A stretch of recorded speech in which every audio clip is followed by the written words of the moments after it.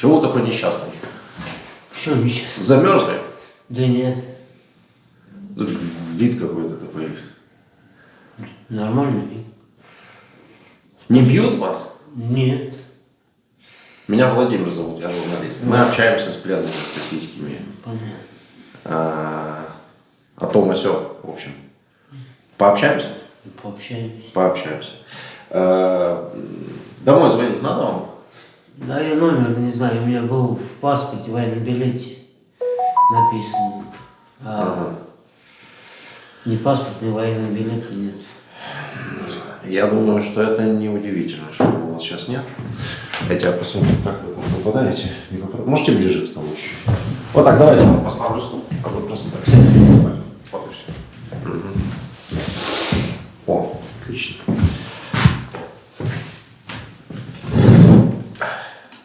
Как зовут вас? Анатолий. А полностью? Владимирович. Анатолий Владимирович. А фамилия? Зайцев. Зайцев Анатолий Владимирович. А дата рождения ваша? 1979. 27.11. Угу. А откуда вы? С Липецкой области, Красненский район. Вы мобилизованный? Мобилизован. Мобилизованный в первую волну, когда? Какого числа? Да. Первая волна. Ну, примерно хоть. Месяц. Сентябрь. Начало сентября. Да, где-то в середине так вот. Угу. И воинская часть ваша, куда вас там приписали? Нас забрали с военкомата, с Красненского, с районного. Угу. И повезли на «Газели» под Белгород. Никакой ни комиссии, ни учений, ничего. Привезли под Белгород, там постоял минут 15-20 наш старший сходил. Нас вернули обратно на Воронеж. Ага. Мы там переночевали ночью в автобусе, утром переодели. Угу. Переодели, повезли, как понял, в Богучары. Богучар. Да. Там мы 3 суток пробыли, пока нас распределяли туда-сюда. Даже не знаю, куда, чего. 3 суток мы там пробыли. Так. Потом 4 автобуса загрузили нас, увезли в Валуевку. Там ночью... Валуйки, наверное. Ну, в Валуевке, да, все это происходило быстро. Там построили вечером, вручили оружие. Мы даже не хотели получать оружие. У нас ни печати, что мы мобилизованы, военный билет, ничего не было. Нам поставили там печать какую-то в этой части Валуевки. И как, с какого числа мы, что мы, ничего, просто печать поставили и все. Нет, ну понятно, а и дальше что было? Ну, нас загрузили, мы переночевали там к вечеру, загрузили уже в Уралы и повезли куда, чего мы даже не знали. Абсолютно ничего, ни командиров, никого мы не знали. Когда начали подъезжать, они остановились. Говорите, осторожнее, говорит, могут быть обстрелы по машинам. А куда приехали? Даже не знаю. Ну, понятно, что, наверное, могут... На территории Украины? Да, наверное. Наверное, так получается. Куда чего. Выгрузили нас ночью. В какой-то ангар привели. Осторожно, могут тут заминировано быть, это быть. Угу. Сейчас я закрою дверь. Угу. Ну, там переночевали мы, ночью переждали. Утром пришли нас, человек 13-12 забрали оттуда. Повели в деревню какую-то.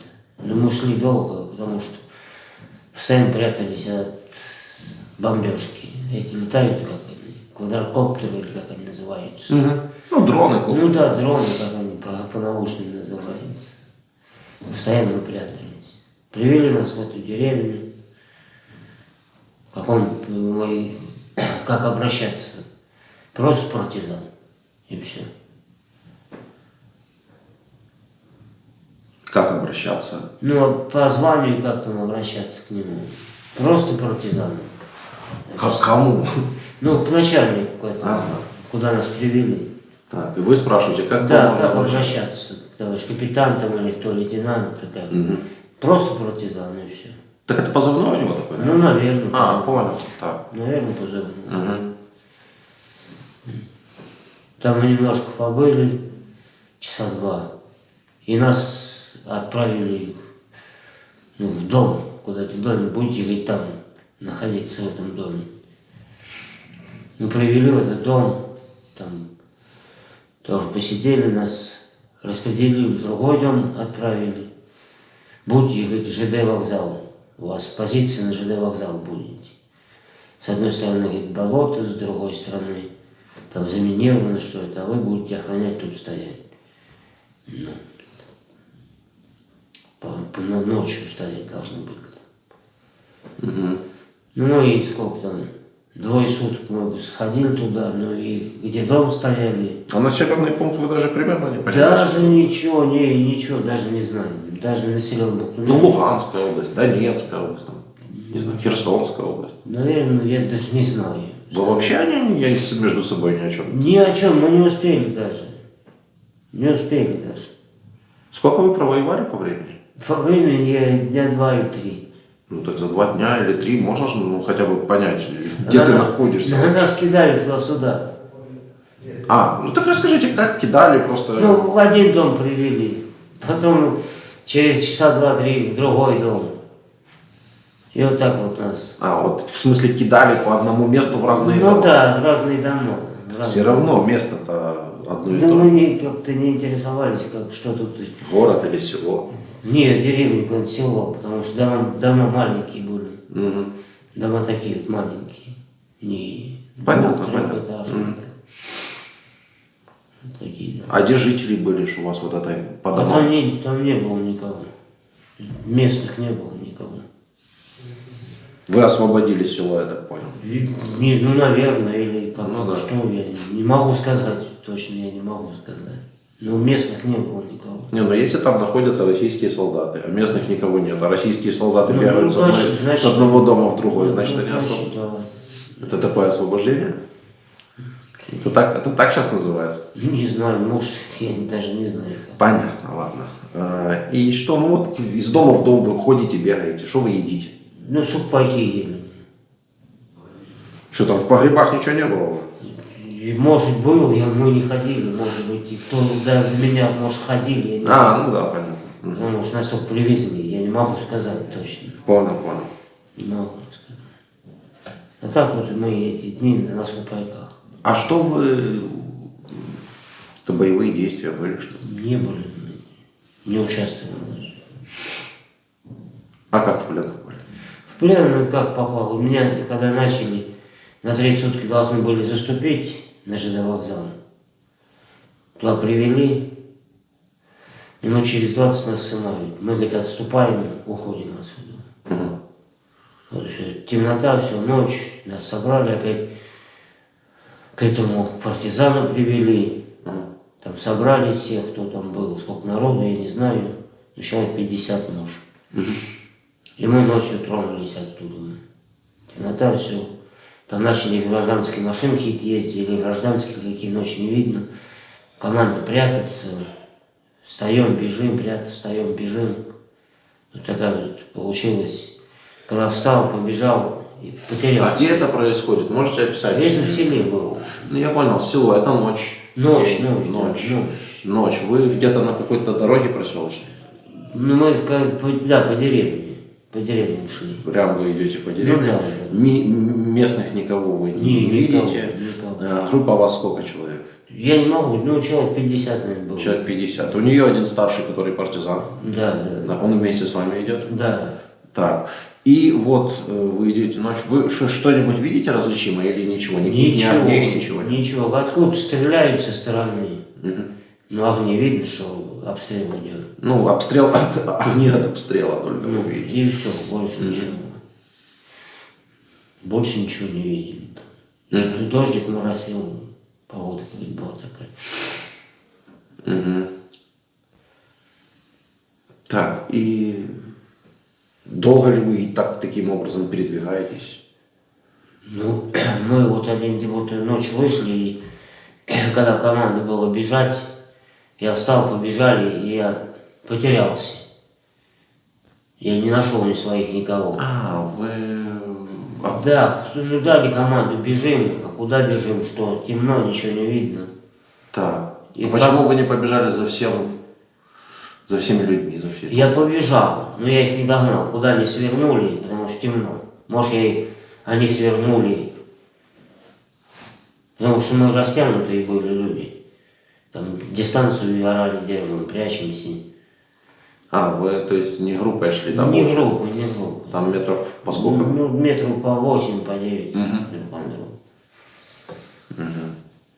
Ну, не друг за другом шли. Я понял. Ну, тогда понятно. Все побежали, кто-то смешался Ну с да, общим строем. и кто-то я не отстал. нашел ни своих, никого. Да, и вот проночевал, и утром даже никого не нашел. А ночевали вы где? Ну, там вот какой-то домик в сарае. В первый попавшийся дом Да, просто зашли, да и все? да. Понял. А как же вы встретились с ВСУ? Словно я неделю, наверное, ходил, искал своих. И попался на... Неделю? Да. А где же брали вы сухпайки? А по позициям. Ну, ходил по лесополосе, потому что я не выходил на дороги такие. По лесополосе. Ну, там были, бросали сухпайки. Я понял. А перестрелки какие-то вы слышали еще что-то? Слышал, Что происходит? слышал, да. Куда делась ваша группа? Что вы думаете об этом? Даже не могу сказать. Что с ними сталось? Не могу сказать.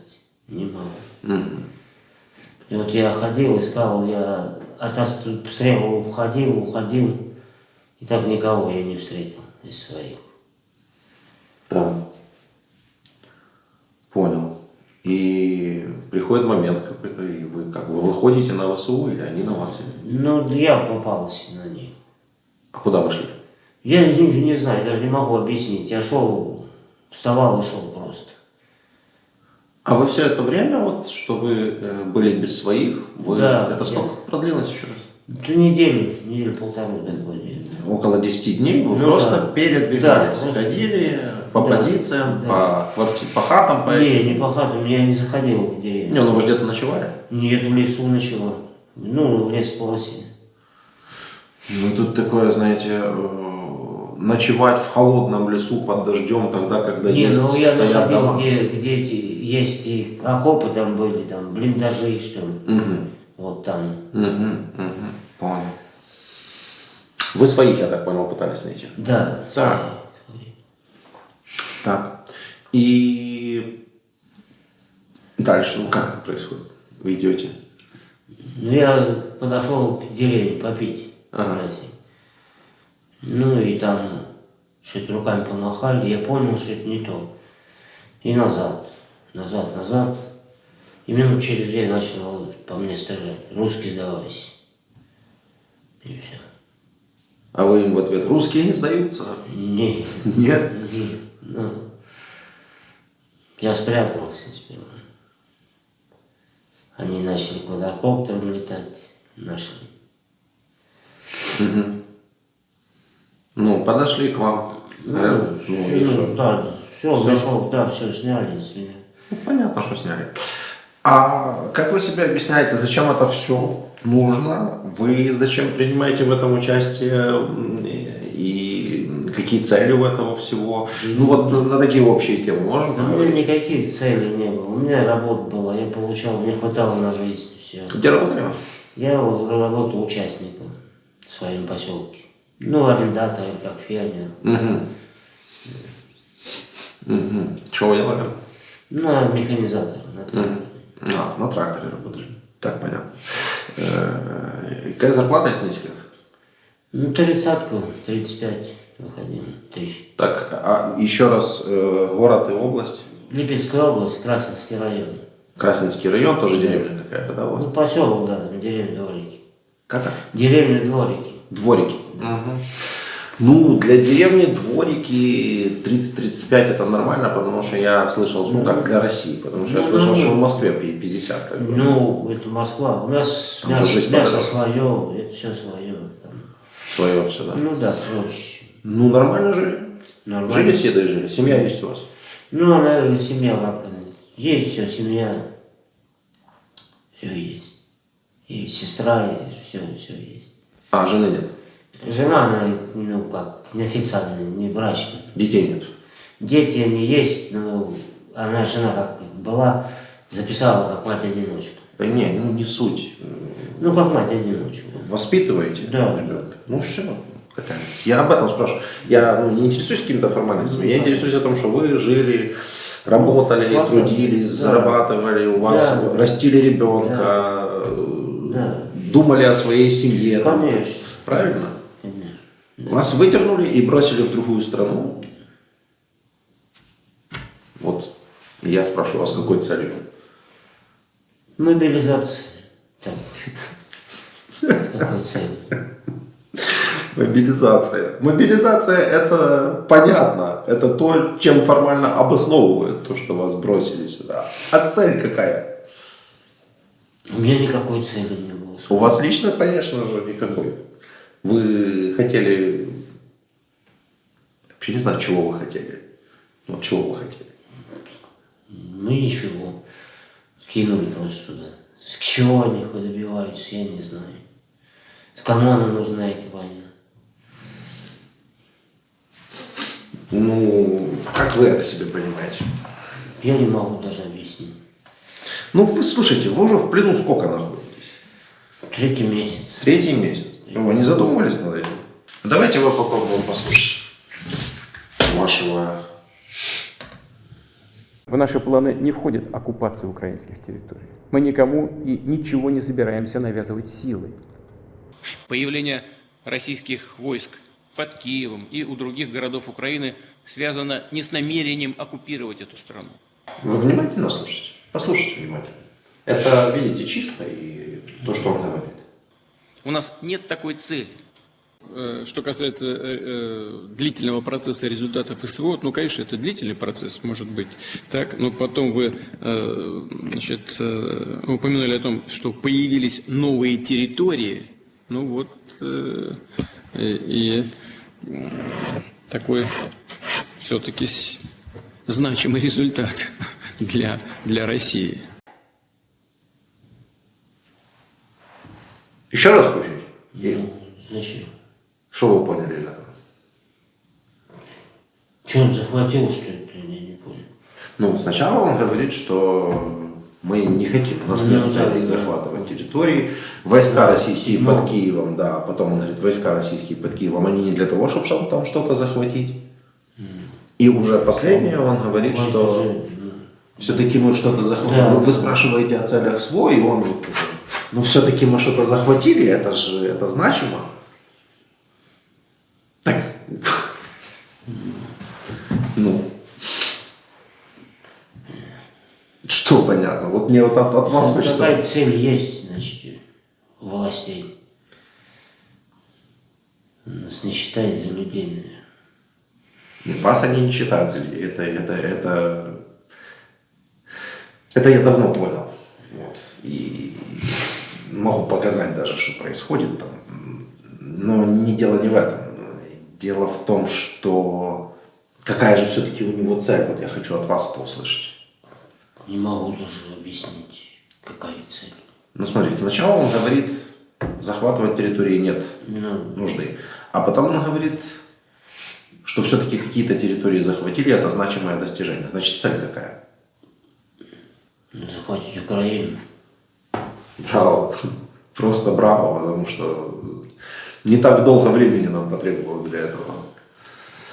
Показать вам, что у вас в России происходит? Несколько эпизодов, интересно. Ну а что там хорошего? Не, хорошего мало, в принципе. Но вот одно видео, да, которое вот недавно появилось, и мне хочется узнать реакцию россиянина как раз на это. Вот телевизор, великая сила. А я не 2 раза в жизни там была в молодости. Я не имею отношений, мне даже знакомых там нет. Там ничего страшного, вы поедете, помогите. Вы поедьте, вот куда вы суете, которые в галошах пошли воевать. Я уже несколько раз прослушал, то я объясню. Короче, бабушки сидят в автобусе, ну, в крайнем случае, и общаются между собой.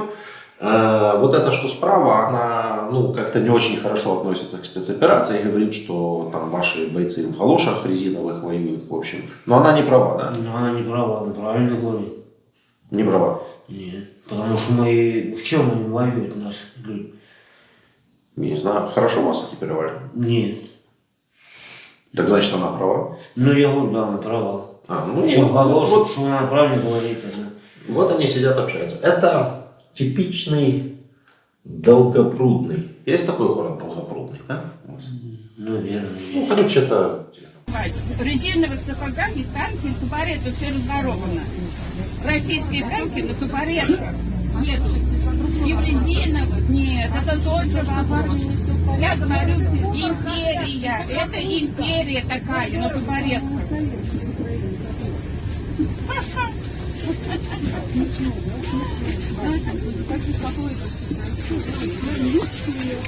За меня не цепляются.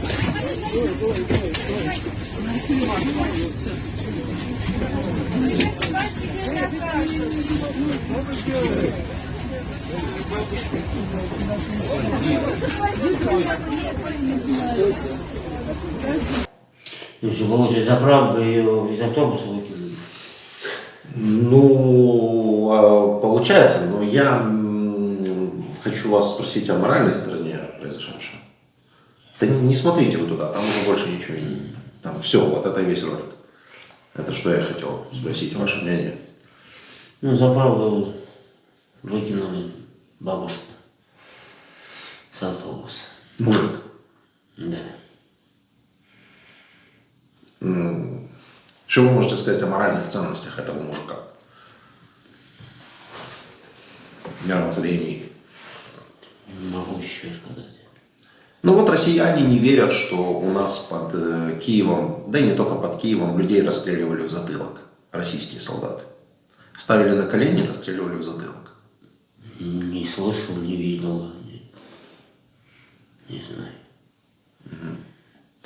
Но я просто думаю, что человек, вот полностью лишенный каких-либо моральных ценностей, будучи в автобусе у себя, там, Ну, может, это... если бы такой человек надел форму, Ну, я согласен. будучи исполненным ненависти и имея святую веру во что-то там свое, мог бы вполне и расстрелять Ну, человека в затылок.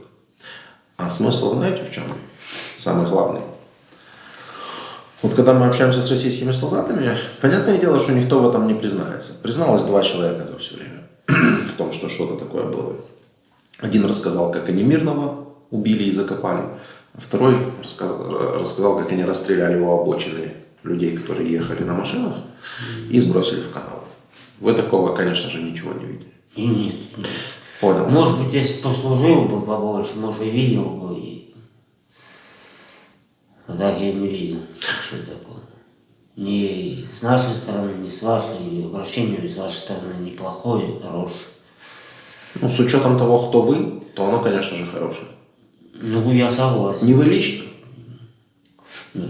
Вы понимаете, что россияне, они оккупанты в Украине? Я согласен, потому что... Ну вот с учетом того, что вы оккупанты, то отношение к вам Да, да. прям вообще сильно хорошее, я бы сказал. Особенно здесь.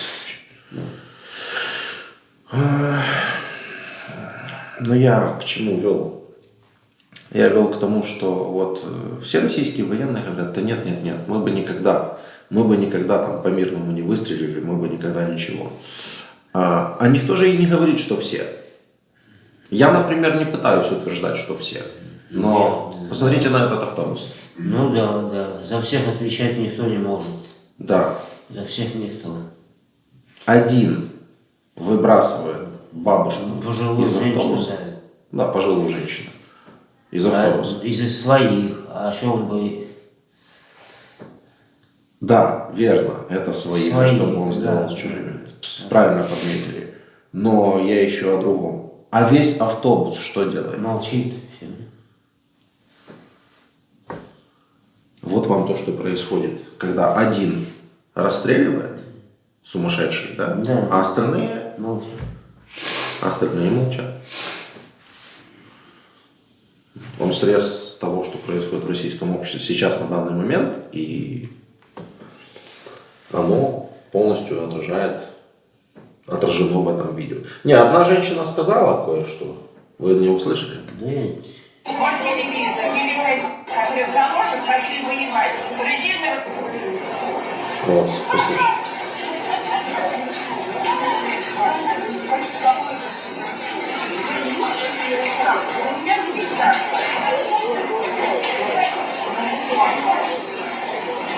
Но она не в защиту сказала, она сказала просто за меня не цепляться.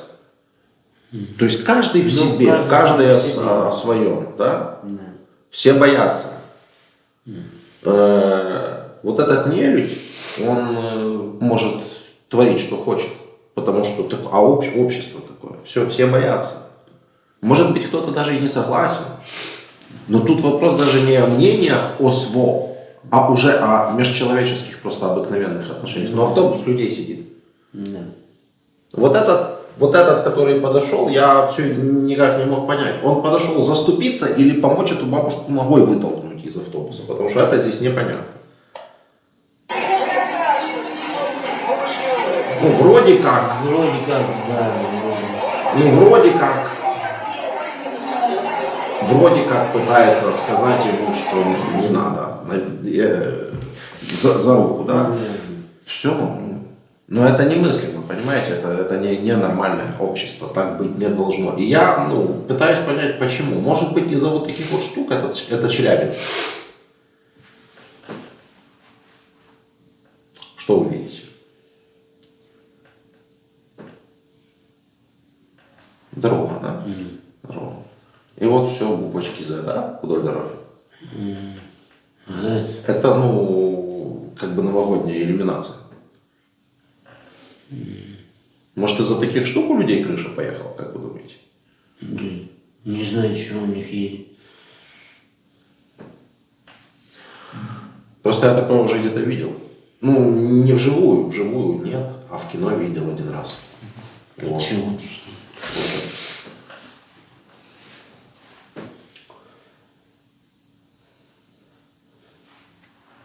Ну, в чем отличие? Принципиально. Вот раз, вот два. В чем отличие? Ну там на флагах. Да. А тут. А тут на билбордах, тогда их еще не было.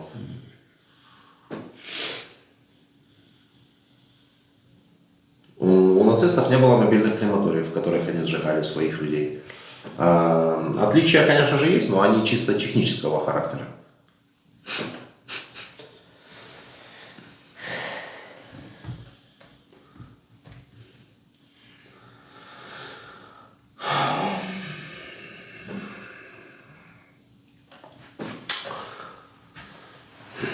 Что вы можете от себя добавить?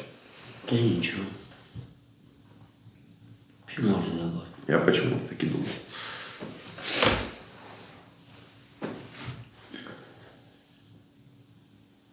Ну, вот, что вы можете передать россиянам, которые идут в Украину воевать? Не знаю. Нечего тут делать просто. Погибать. Только погибать. Погибать, только погибать? Зачем? За то, чтобы один дурачок потом рассказывал, что-то там черкал на бумажке и выкручивался как-то? Конечно. Оно того, мне кажется, не стоит. Не стоит. Ну, у людей же есть цели какие-то в жизни. Конечно, у каждого человека своя цель в жизни.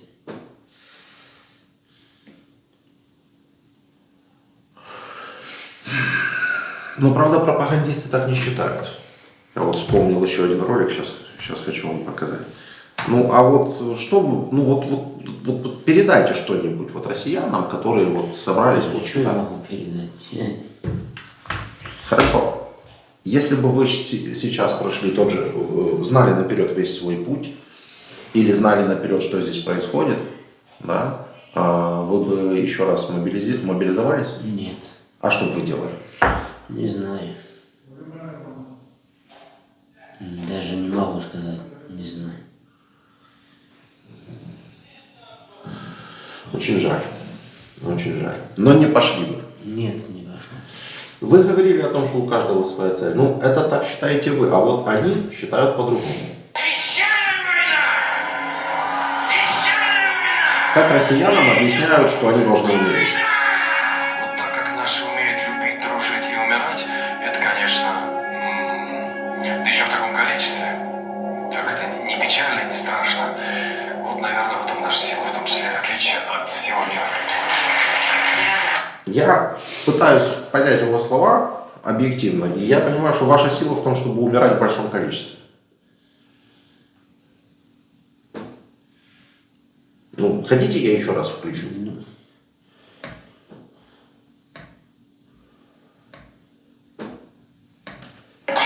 Проект даже не говорил ничего. Как наши умеют любить, дружить и умирать, это, конечно, да еще в таком количестве, так это не печально, не страшно. Вот, наверное, в этом наша сила, в том числе отличие от всего мира. Вы хотели умереть? Да никто не хочет умирать. Я бы не хотел. Я спрошу по-другому. Вы готовы умереть за цели спецоперации? Нет. Не готов. Вы понимаете эти цели? Нет. Ну, вы только что их уже однажды назвали, я еще сказал браво прям. Захватить Украину — цель спецоперации. Очевидно, как мы ее понимаем. Ну, как это можно заключить из слов вашего Путина, да? О, еще один, тоже. И да, так как русские никто не умеет побеждать, и так как русские никто не умеет принимать смерть, и да, умирая, но не сдаюсь, написано кровью только на русском языке. И да, у нас последняя граната для себя. И да, мы не боимся смерти, она все равно неизбежна. У вас была последняя граната для себя? Чего вы ее не использовали?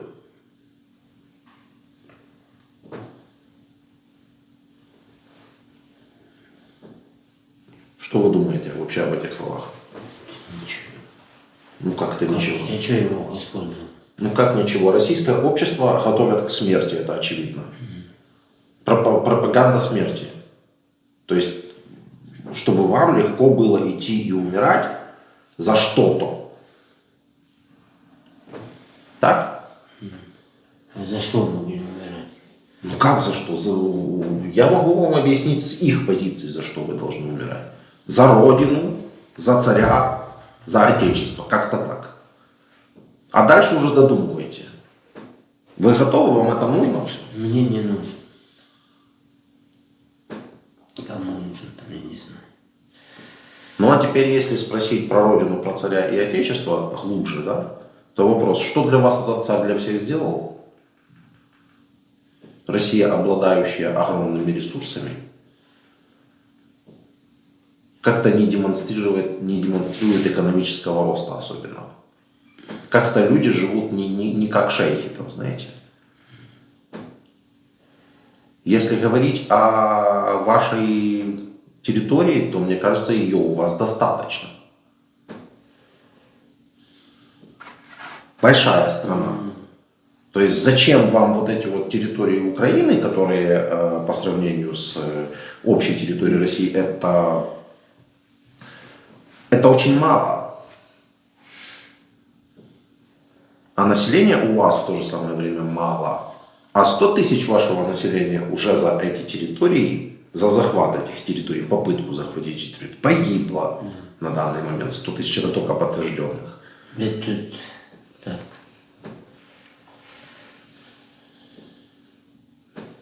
Как думаете, правдивая цифра 100 тысяч? Много, да? Ну, мало или много 100 тысяч? Конечно, много, да. Где еще погибает? Вы думаете, меньше погибло? Я думаю, больше. А, вы думаете, даже больше? Нет, это имеется в виду только с российской стороны. Погибло? Да. Больше, чем с надо.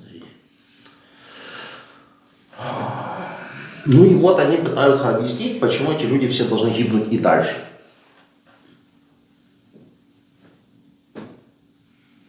Потому что одному вот этому, который черкает что-то на бумажке, Я его называю защику-собиратель. Что-то надо черкать дальше, продолжать на бумажке. Потому что сначала была цель все раз, бах-бах, захватить Киев и все. Не получилось. А теперь надо что-то черкать на бумажке и вот эту вот нести чушь. Чтобы вы дальше шли гибнуть. Но только вам оно надо? Вот вопрос. Хорошо. Вот он Соловьев. Вот он тут рассказывает. И да, мы не боимся смерти. Мы должны погибнуть, все такое прочее. Вот это кто, как вы думаете? Ну, парень. Кто это? Не знаете? Видите? Это сын Володи Соловьева. Как вы думаете, он воюет сейчас? Он слышит пламенные речи своего папы о том, что все должны пойти и умереть. Умереть не страшно. Конечно, не слышит. Не слышит. Потому что он прекрасно живет, этот парень. Прекрасно живет. Воинская смерть лучше всех смертей. Это лучшая смерть из смертей. Люди умирают, как свиньи, захлебываются блевотиной, скажу я вам. Еле-еле пили-пили, перепили, под столы попадали, как бы, знаешь, обрыгались, как бы, и блевотиной захлебнулись. Вот тебе и смерть. А потом малолетки-зацеперы там поехали там зацепиться за электричку, там покататься, его током шваркнул на 3000 вольт, как бы, и он обугленный на рельсы упал, а ему лет было 17. Пошли фотку сделать, селфи какую-нибудь на крышу дома. Подскользнулись и полетели с 15-го этажа вместе с телефоном. Сделали селфи. Таких дурацких смертей, Так лучше с оружием в руках умереть за Родину. Как герой, как мужчина. Еще помолиться перед смертью, сказать: Господи помилуй, и пошел в рай, пошла душа в рай. Это похоже на богослужение? Да. Нет. Ну, это то, что происходит у вас в стране. У вас все со всех утюгов кричат о том, что вы должны умереть. Все. Это пропагандируют в церкви, по радио, по телевизору. Просто везде. У вас есть страна, в которой нужно наводить порядок, в которой нужно обустраиваться как-то, поднимать уровень жизни, думать о стариках, о детях, о женщинах. Но вам кричат везде, что вы должны умереть, и что это хорошо. Знаете, я аналогичную вещь видел только вот в таком случае. Там тоже была такая пропаганда, и там тоже люди делали то, что делают вы. И тоже многие из них не понимали, зачем. Как оказалось потом.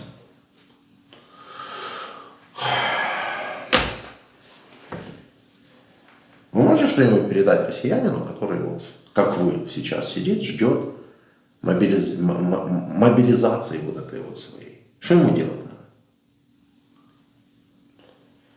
Не знаю, что передать. Какие есть возможности не идти. Ну, в целом, да и на том спасибо. Я, кстати, вы же знаете, что у нас под записи для публикации, да, я вас же предупреждал. Вы согласны? Да.